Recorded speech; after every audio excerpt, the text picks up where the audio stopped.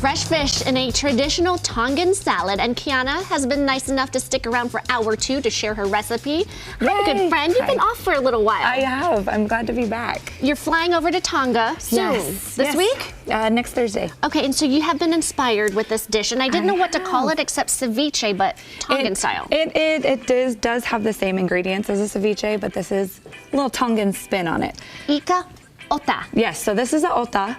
And Ika is just fish. So we're gonna be working with mahi mahi. This is my Auntie Lana and Uncle Jeff's recipe that they were so kind to share with me. And so, now your aunt and uncle, they live here or back in Tonga? Oh, yes, so they're local. Mapleton. Okay. They're close. Yeah, they're close. So we're gonna start with mahi, our Ika.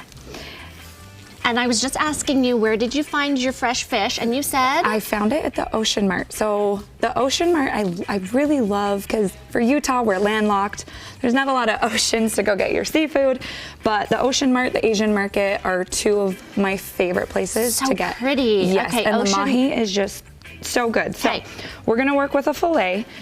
I prefer, so this is just pink Himalayan salt, and you're just gonna salt it a little bit. This is the finely, whatever you call it, pink not Himalayan, coarse. Yeah. Correct. Okay. And I like sticking this, if you don't have the time, I like sticking it in the oven, the fridge. Okay, the refrigerator. For about an hour while you cook, while you do your produce.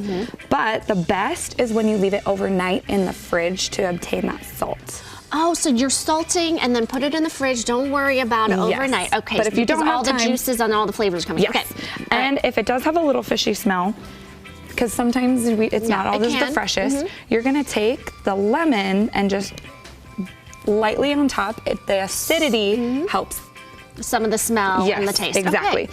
And then, so while that sets in the refrigerator, we have spring onions, green onions, finely chopped.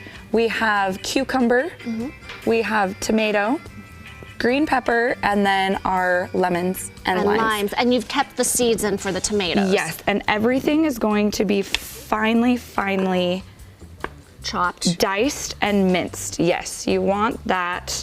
Oh, you're even dicing the limes and lemons? So just more presentation. Okay. Oh, presentation. Okay, so we're gonna put that into a fairly large bowl so we can mix all this together. I like your knife skills, Kiana. Thank you. I've been practicing. Bet that takes the longest amount of time, right? The longest is the produce, yes, but I love it because it's very fresh ingredients. Okay, and then you're gonna put that in a large bowl. We're gonna mix in the spring onions. So we have all those nice antioxidants and vitamins and minerals. All the fresh ingredients that we need in our bodies. And you can just smell the aroma coming off. And then more coconut milk. So this is unsweetened, but like I said, no diet culture aspect. I like working with all foods, just wholesome ingredients. And so this, you can use the unsweetened or the sweetened, and the ingredients, the calorie intake is everything is exactly the same. So we're just gonna mix some of that in there. And this is, I think, the difference in a ceviche. You don't put coconut milk in there. Yes, so this is more of a creamy recipe, unlike ceviche. And then we're gonna take our mayo. I really love Primal Kitchen because they work with avocado oil instead of vegetable oil that's in a lot of mayos. So about 1/3 to 1/4. And and this is what gives it that creamy look. Yummy taste, Yes. So we're just gonna mix that in. That for you. And while you mix that, you're gonna cut we're gonna cube up the mahi.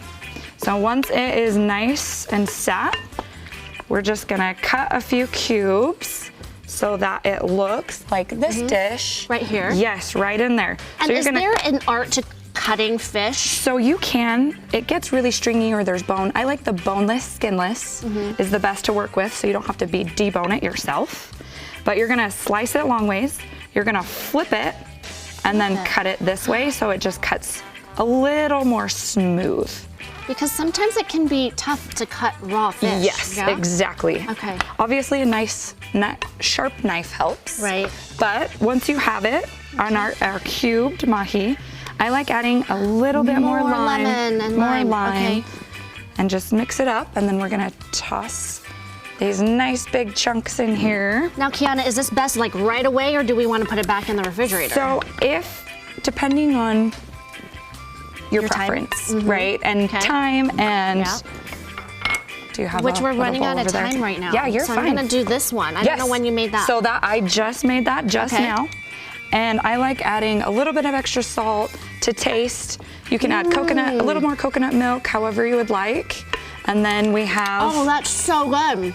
our nice creamy Ota. Ota. Thanks for sharing your Ota recipe. Thank you, Aunt and Uncle, too.